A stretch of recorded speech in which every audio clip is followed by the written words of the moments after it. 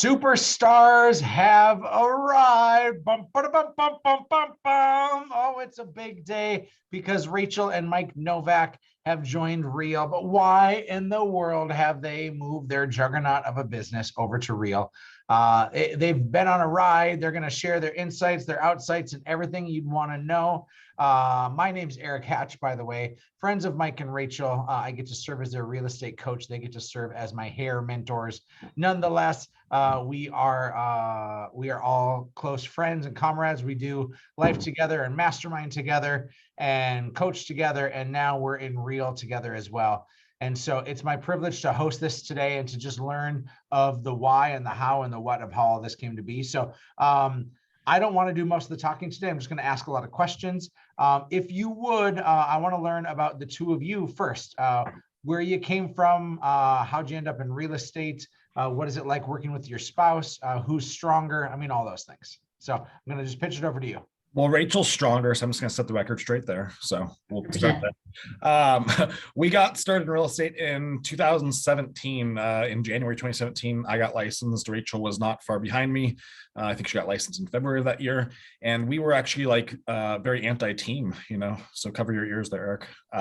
We just didn't want to have a bunch of people, to be honest with you. We just wanted to do the two of us and sell a lot of houses and just not have the headaches of having to manage people. And so that was kind of our approach, for the first few months we were in real estate. And then we quickly realized that that was going to be a hard strategy. We ended up doing 79 transactions our first year in real estate together. And that. Okay, well, slow your roll, Mike Novak. How did you sell 79 houses your first year in real estate? A shitload of hustle, a lot of phone calls, a lot of learning, just grinding it out, to be honest with you. A lot of really late nights, putting the kids to bed and then following that with 3 hours of paperwork. Not a ton of sleep, but a lot of coffee and a lot of grit. Yeah. 79 is no joke. What market are you in, everybody? We're just north of Seattle in Snohomish County. Our office is located in a city called Everett, which is like the largest city north of Seattle. Okay. So your first year, 2017, husband and wife, no team, no anything else. You're with a national brokerage at this point, right? Yeah, we were with Keller Williams. We had gone over there, it was just kind of where we thought we'd fit best at. So we joined up over there. We were kind of joking about this the other day. We were those people in the office where we'd come in at like 6:30 in the morning.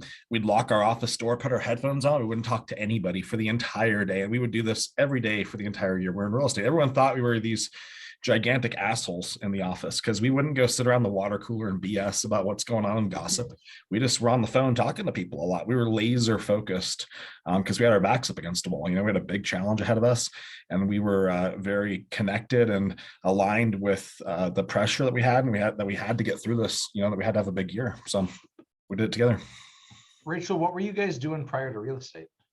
So prior to real estate, depending on how far back you go, we were actually in real estate in the early 2000s and mid 2000s up until 2008, which I think anybody in real estate has heard the horror stories and the urban legends of all the devastation that happened around that time. So we had both transaction coordination on my part, and then Mike had building experience through those years. So we were quite familiar with real estate. We were familiar with all that happened. We experienced extreme devastation, as did half of the country, of course, in 2008. Luckily, we had kind of adopted and purchased into this little pet project, a little pizza restaurant in 2007. And at that time, backs against a wall yet again, we had thrown everything and all of our energy into building a restaurant company. So over the next 10 years, we proceeded to grow that pretty big. Up to a significant amount of employees. And then with some laws changing in 2016, on that election that I'm sure a lot of people remember, there were some big changes for Washington State and for restaurateurs specifically in regards to labor laws and that kind of thing. So that also devastated the restaurant industry in Washington State. So that's when Mike said, "Hey, Rach, let's get back into real estate." I told him he was absolutely crazy. And why would we do that after we just lost everything a decade prior? But he talked me into it, and it was the best thing that ever happened to us 5 years ago now. So I want to understand this correctly. In 2008, your careers kind of crashed and burned in real estate, and you were kind of on that paper thin edge. Then you get into the very lucrative and never dangerous restaurant industry. Low risk. And then that Easy lifestyle. and that crashes and burns. And so you have just you've fallen pretty hard twice, and then you're like, let's get back into real estate. You guys are freaking nuts. Yeah. Well, No, I mean, we just kind of have this mindset that you're going to fail. Everyone's going to fail at something in their life. And you have an option when you fail to either be a little bitch and feel sorry for yourself, or to pick yourself up and learn from your experiences and go back to work harder and smarter than you did before. So we've unpacked a lot of the lessons we've learned together over 15 years of being in business for ourselves. And we apply a lot of those lessons to what we do now, Yeah. Sorry, I was not supposed to swear on this, but No, that's you've sworn 3 times already. Somebody's counting. But I said on Facebook that I'd be unfiltered. So, and that's you are, and I'm okay with it, because this is authentically you, and this is the business that you're going to draw, are people who are in your corner. Mike Whale says that the ticker is running. If there's a swear jar, I would be getting filthy rich right now. Yeah. So 2017, you sell 70 some odd homes. What's next for you? We ended up in September of 2017 adding an admin. We needed some transaction coordination leverage pretty badly. We had 10, 12 pendings at the time between the two of us, and Rachel was doing our transaction coordination and producing at a high level, which wasn't going to be sustainable or scalable. So we added an admin, and we also added a buyer agent. In retrospect, I wish we would have built it the Hatch way, but we didn't know that model at that point. So we just did the best we could with what we were taught.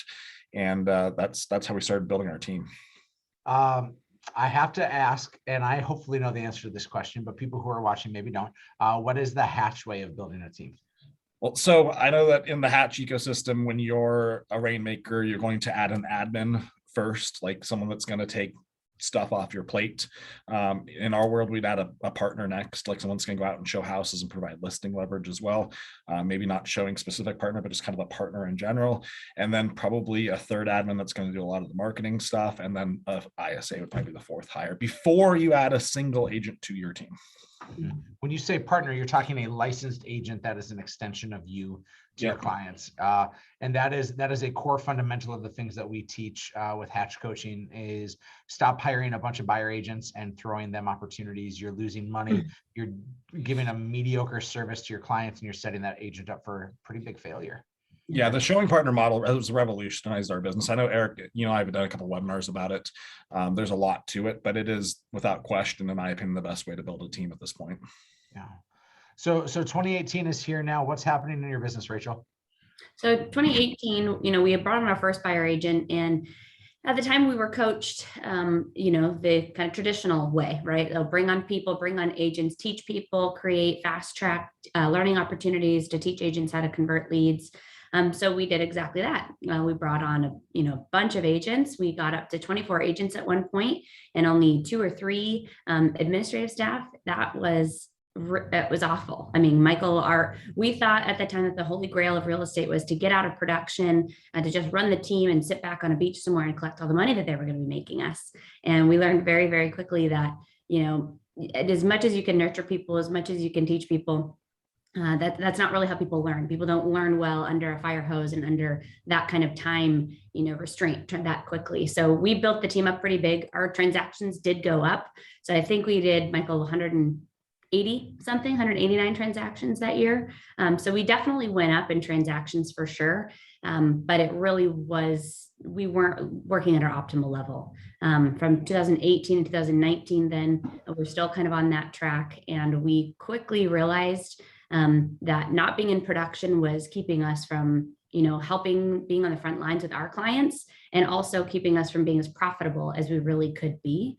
2018, I think we went up to 200 and I don't remember exactly the numbers. Michael's the numbers guy, he'll know, but it went up in transactions a little bit, down significantly in profit as a team and as team leaders. So it was a hard learned lesson, but 2019 was kind of the year that we said, oh, okay, here's Erik Hatch and this new way of doing things. And we quickly self-eliminated a lot of the agents off of the team to start building the right way and bringing people in who were hungry, humble, and smart, truly, who were okay with being underneath us, which just simply means a paid mentorship program as partners that year. And that was kind of the big turning point for our business. I want to ask this because I think it was it 2019 when y'all left Keller Williams as well? We did, yeah. We went to another cloud-based brokerage at that time that we were really attracted to. Yeah, you went to EXP, right? We can just call it was what it was. What were you drawn to, and why did you leave KW? And then why did you end up leaving EXP and going back to KW? I loved the model of EXP. Like I loved the fact that they were sharing the equity and the growth of the company with the agents. That was super attractive to me. I thought it'd be really helpful for our agents. It'd be helpful for retention, things like that. And I really saw the future of real estate being cloud-based, not being like brick and mortar. So I thought that made a ton of sense. I loved also the alignment with people that I really like doing business with. You know, I have a lot of friends at EXP, like literally dozens of them. Many of them are some of the top team leaders in this entire nation, and they're super smart people. So I just wanted to be more connected with those people. And a model like EXP or Real really does connect people at a super high level, and it kind of connects people's success to one another. Like if I help you, Erik, I make money off of that too. So it really creates a lot of sharing, just a really healthy dynamic. That's what attracted us to EXP originally. But you didn't stay. No, what we thought EXP was not what we experienced when we went there, unfortunately. It was just not what we were looking for and what we had been pitched on. Quite different from that. It was pretty messy. We had a lot of issues with it. We tried to fix those issues. Most of them were state level issues, but the culture just also wasn't a fit. Like the challenges with EXP is they've really recruited hard, and they've soured their name and their reputation a little bit in the marketplace with agents. And there's a lot of agents now that just, they don't want anything to do with EXP because of the way they've been approached by other people that are at EXP. And we never liked that part of it. Like that was just kind of gross to us. Once we saw kind of behind the curtain at EXP, I realized really quickly that their focus as a company is on just adding as many agents as possible, as fast as possible. It wasn't focused on helping the agents that are there become super successful and reach new levels of productivity. They're focused on recruiting. Those of you watching and listening, there's an interesting parallel between what you did with building your team and the pains that you experienced there, and maybe some of the pains that you felt when you were at EXP. Rach, do you want to expand on that at all? Because as Mike was saying that, I was like, oh my gosh, it's the same thing. It totally is. You know, what we thought we were doing was bringing a significant amount of people in to match the culture we were trying to build. And I think the intention was there for us as a team. I think the intention was there with that, you know, with EXP as well. But it just isn't, it turned out to not be that way, right? Unless you're fiercely protective of a culture and fiercely protective of the people's intentions that you're bringing into that culture, you know, it can sour the milk, so to speak, very, very quickly. And that's what we experienced on both fronts, both with the team that we had built and, you know, with the EXP. We still love a lot of the people that are there. That didn't change at all.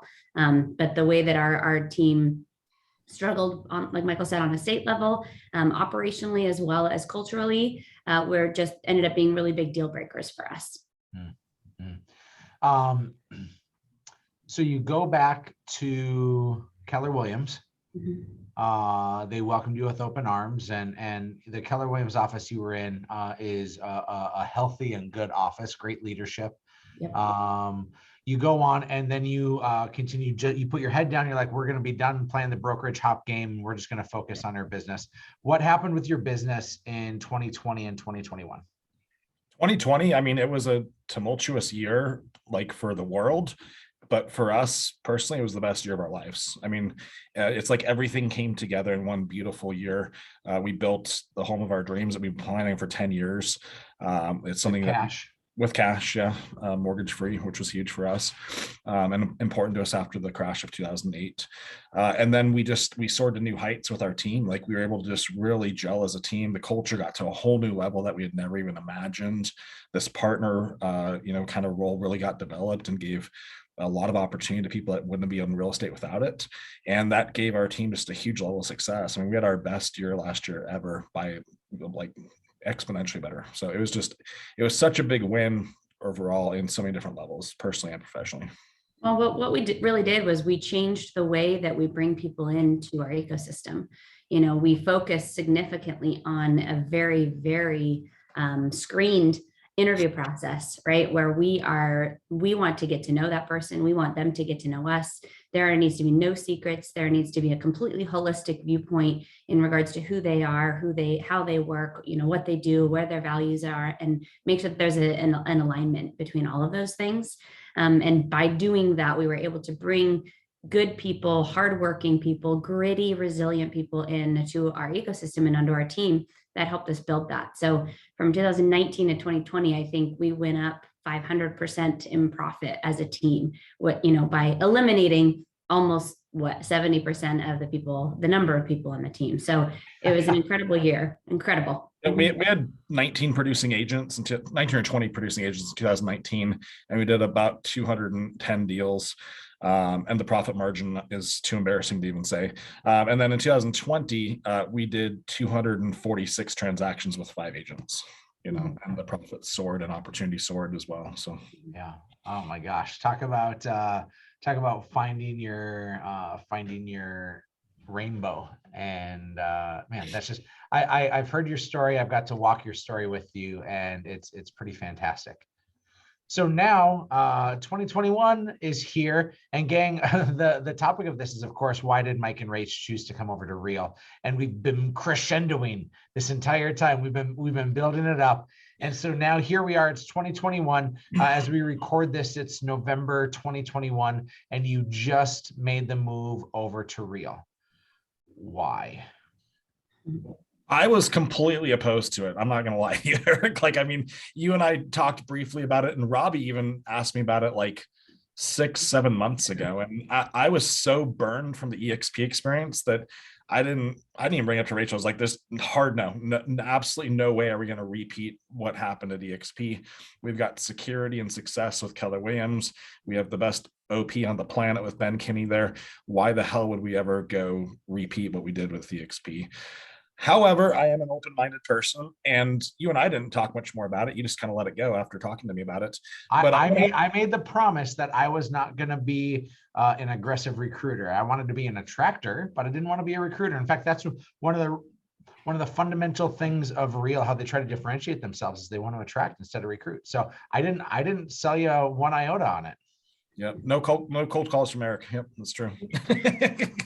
So I went to this little town called Fargo for a little thing called the Hatch Summit in September. And some of our absolute best friends in the whole world go to Hatch Summit each year. And I got to have a lot of one-off conversations with some people over there. And these are people I love and respect. And these are not salesy people. They're just people that they got a lot of love for us, and we have a lot of love for them. And through these one-on-one conversations, I just kind of started realizing, okay, there may be a big difference between what I thought this was and what it really is. And just hearing what people were experiencing, like Jordan Terrell, who's a good buddy of mine, Matt McKenzie, these are authentic, just super good people. And when I heard their stories, it got me like definitely curious again, And so we came back from Fargo, and I was terrified to bring it up to Rachel because I didn't think there was any way in hell she would agree to do it. But I started. I remember 6 months ago when I told you I was making the move. And then I just said, is this something you'd ever be interested in? And you're like, well, maybe me, but absolutely not Rachel. Like, yeah. You got thrown under the bus of like, no. I'll own it all day long. 100%. That was totally me. Yes. Yeah. But we started having conversations about it, and then we went back to you, Erik, and we said, I think that we should at least have a conversation, explore this. I think that one of our responsibilities, maybe our biggest responsibility as the team leaders of our team, is to make sure that we are always looking out for our team and presenting them the best opportunities, whether if it's new lead sources, coaching, putting them in the right sandbox, or for Real, it was the stock option that like, honestly, it just jumped out at me. I saw what happened to DXP stock there. We personally experienced it, and it was insane. And when I looked kind of at Real, I just saw, okay, there's a similar opportunity there for stock, and it's probably more like what EXP was in 2013 versus when we went to EXP in 2019, as far as getting in at the ground level, just because Real doesn't have that many agents. They had like 3,000 agents, so that's what really got my interest. I've got some amazing people on my team. I've got like Chuck Weinberg. You've met Chuck, Erik. Chuck's 57, 58 years old. And when I saw this opportunity, I just thought of Chuck and his family. Like, he's got, what does he have, Rachel, 10 grandkids? I think 14, 27, something.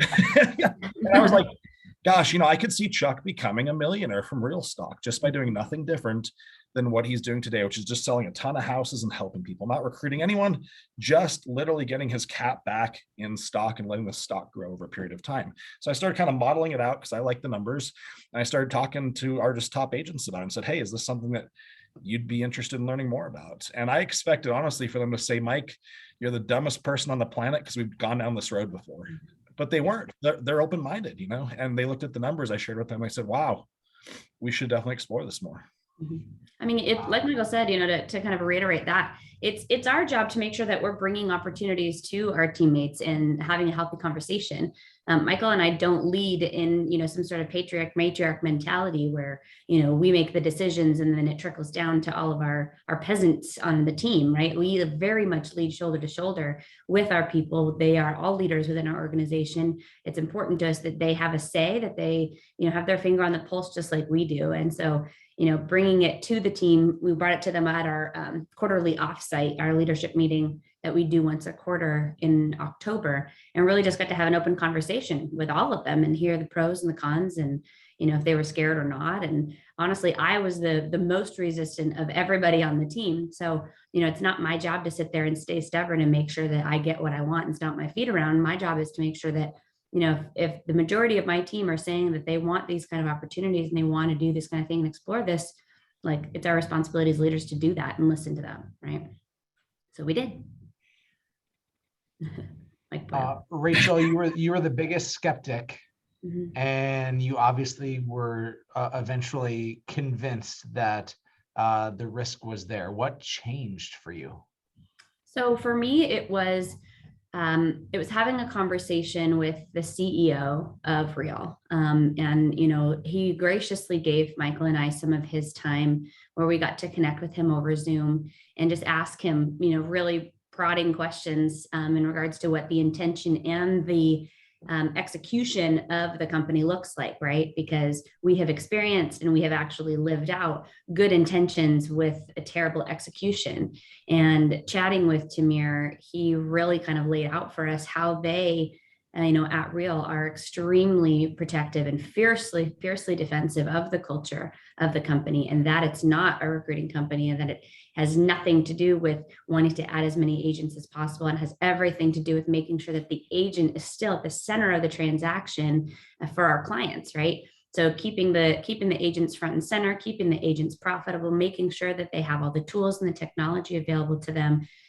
We were just very impressed with his humility. We were very, very impressed with the intentionality and the consistent execution of this, right?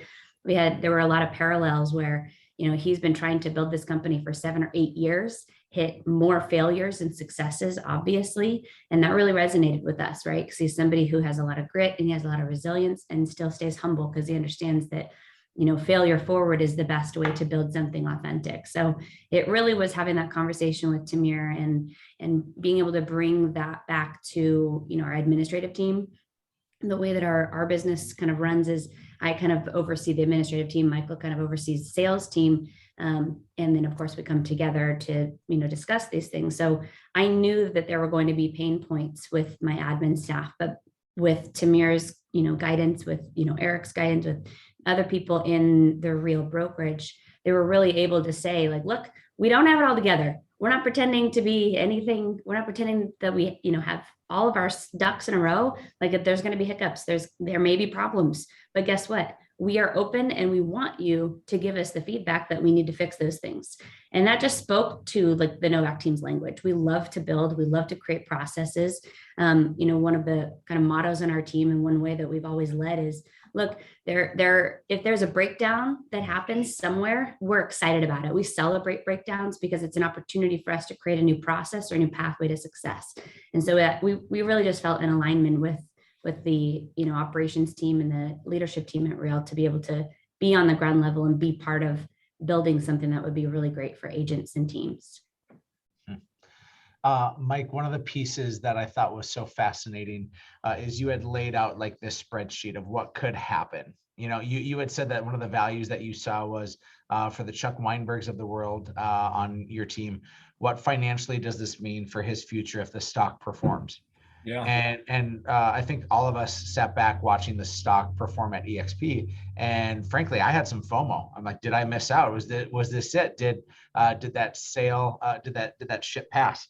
And in your spreadsheet, as you laid things out, you did it based on like a 10% growth, a 20% growth, and then a crazy 50% growth. And what's crazy is since you've done that, the stock, excuse me, since you've done that, Mike, the stock has grown 80% in the last 30 days. Right. I was going to say, I pulled up the stock numbers. We're up like 98% in the last 6 months or something like that. So I put like a 50% growth model, basically for 5 years and then 15% for the next 5 years, just because I thought it's going to stabilize eventually. And it's like already massively exceeded the first year. Yeah.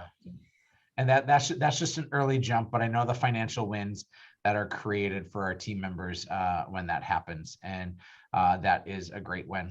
Mike, I want to ask you about Tamir, because Rachael, you had said that was kind of the deal sealer for you, was talking to Tamir, the CEO of Real.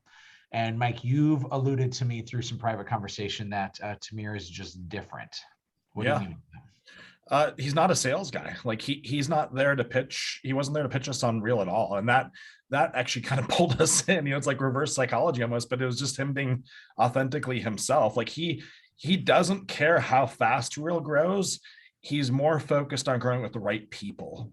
And you can see the evidence of that by the way that he's operating. And that spoke to us for sure. Like, because that's not how it was at EXP when we were there. It was like, hey, if an agent has a pulse, get them on board now. And that's just, it doesn't feel right. Like they want to have a great culture. They want to have alignment with the way people are thinking. And it just totally ruined that at EXP by the way they handled it. And with Real and Tamir, they're already executing that. Like he's turned away huge producers that have big downlines from other companies to come into Real just because they weren't a great culture fit, and that really spoke to me. When somebody's willing to say no to the money right now for the long-term benefit, that's an impressive person to me. Mm-hmm. Mm-hmm. I have a couple questions I still want to ask, but I want to save them for the end. Mike and Rach, what is something that people need to know if they're watching this? And if they're new to Real or they're at another company, what is something that maybe they need to know or should know in making this decision? Oh my goodness, where do I start? I think one of the biggest things that people need to know is that intentionality, it truly is everything. And when it comes to the reasons behind why you make a decision, if you're making a decision for attention, or you're making a decision for something that's disingenuous and trying to mask it as value, it's going to be felt. Our culture and our world today, we're empathetic. We can feel energies. We can tell when people aren't being authentic. We can tell when people are being disingenuous. So if you're moving, and saying it's for one reason, but it's really not, that's going to be felt. So I think you have to have the right intentions. You have to want, the opportunities for your team or for yourself. And that needs to be the reason why you move, not because it's the best and shiniest new thing. Right. Yeah, I definitely agree with that. Agents have a way of really chasing shiny objects. And that was the reason we went to EXP as late as we did. We were attracted to it way before we even went over there. But I felt like it was just this shiny object distraction, And I noticed that a lot of people that went to EXP, their businesses actually went down significantly because they just shifted their focus from their team to recruiting. And I think that's a huge mistake. So you're at Real now. What, because this is always the question in the conversation is like, what do you offer for people that name you as their sponsor? What can they get being in your downline? How would you respond to that? Yeah, great question. I mean, the biggest thing is mentorship from myself, from Rachel, and then from these two amazing guys. I know one of them has no hair anymore. His name's Erik, and the other one is Robbie T. Erik and Robbie, I'm just gonna blast you here for a minute, Erik. I love doing life with you guys. Like, you guys do business and you do life in a way that speaks to the two of us. I've watched you guys over the last 4 years, and you guys just do things right. The authenticity is just, it speaks to us, and so for people to have access to that. I mean, Erik is one of the top real estate coaches in the entire nation.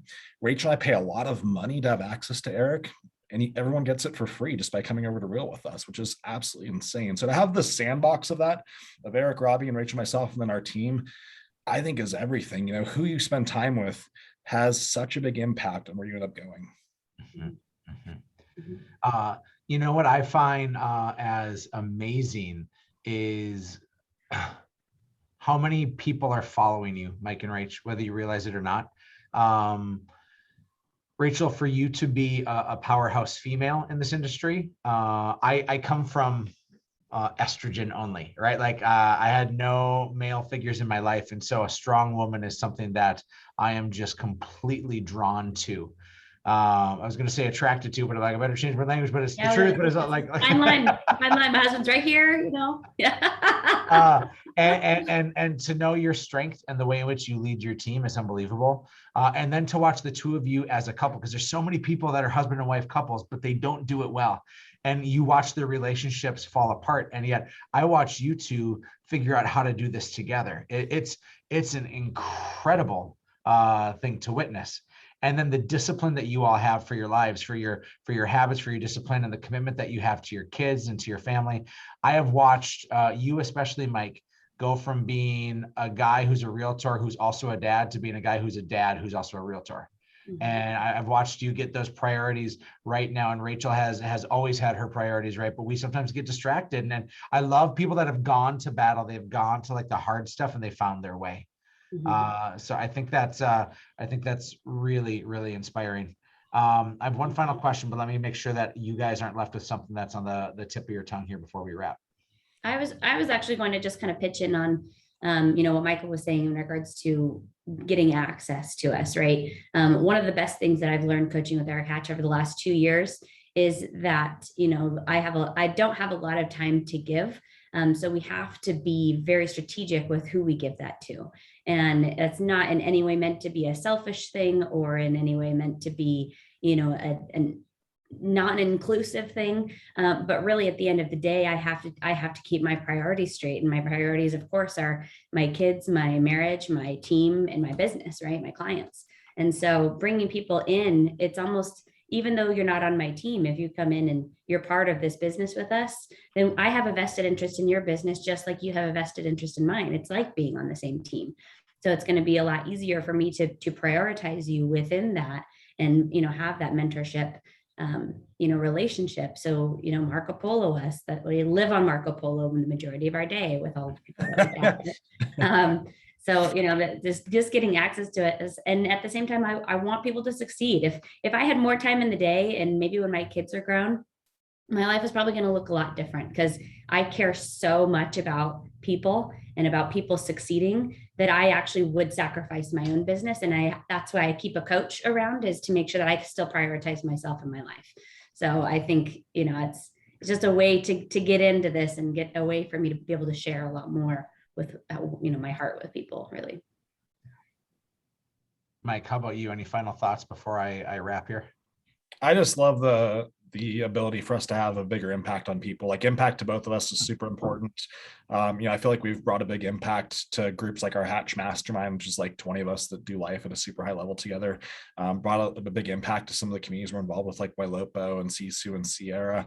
And like Rachel said, we love giving back to people and helping agents be really successful and learning the right way to do things. I talk to agents all the time, and sometimes when they tell me what their business model, it's a nightmare. It's scary as hell, and it's just because they don't know any better. So who you align with is just everything. I mean, getting into the Hatch sandbox, it was huge for us. And I think it's going to be huge for a lot of other people too. It's completely changed our lives, not just the money, but like you said, Erik, the family, the relationships, everything else. Yeah. Live life. There's a great question here from Christina. She says that her husband and she own a boutique brokerage. Is Real for people like her, or is it for teams and single agents only? And I would say, Christina, it is absolutely for solo agents, for those that are owning a boutique brokerage. I was independent before I went to Real. And so I have a 55-person team that I moved over. We're seeing people coming from box brokerages, people coming from independent, people coming from boutique, and then it's teams, solo agents, everywhere in between.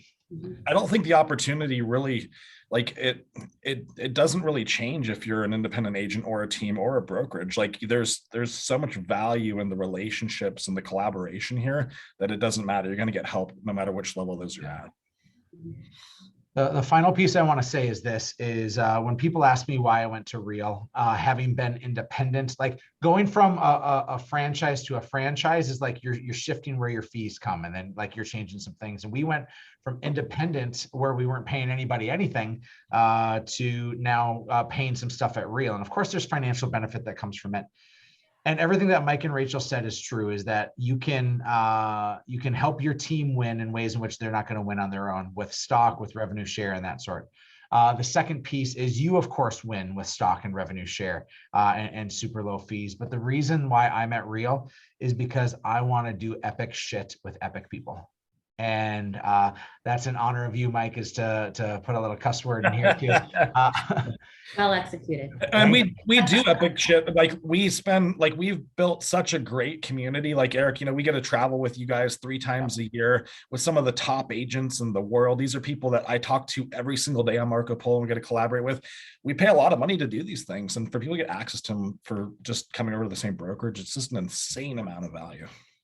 Well, and sorry, Erik, but like on that note of doing epic shit, like this is not about babying each other and, consoling each other through, weakness. It's like we push each other, right? As we've talked about a lot, Erik, accountability in interpersonal relationships and business relationships and mastermind partners, in all these different realms, accountability is the highest form of love. Like, I want your business to succeed. I want other people's business to succeed. I tell my team all the time, right? Having relationships with agents in our own market is absolutely critical, because there are enough houses for us all to sell. There's enough money for us all to make. There are plenty of clients that we can all help. So having that abundant mindset and understanding that keeping each other accountable is truly the highest form of love, no matter what it's in your market or a different market. And so let this be an invitation to those of you that are watching, whether it be live or on the replay, an invitation for accountability, an invitation to be in a sandbox, an invitation to do epic shit with epic people, an invitation to help your team win and your family win and you to win. That's what this is right now. And so I want to challenge you, go to Novak, N-O-V-A-K, Novak, the number 4, and then real.com, novakforreal.com. You can sign up and get a time to talk to Rachael or to Mike. You can sign up on their Calendly and see if Real is going to be for you. If you name them as your sponsor, guess what? You get me as your sponsor as well, because I'm their pappy. And so Robbie and I get to be their pappy, and then I'd be your grandpapa. I'm not sure how this works. Grandpappy. But nonetheless, there is nobody I am more excited to do life with and business with than Mike and Rachael. So this is the start of something awesome, and I cannot wait until we get rolling even more so. So God bless you. Appreciate you much. And folks, go to novakforreal.com. Thanks, Erik. Thanks, everybody.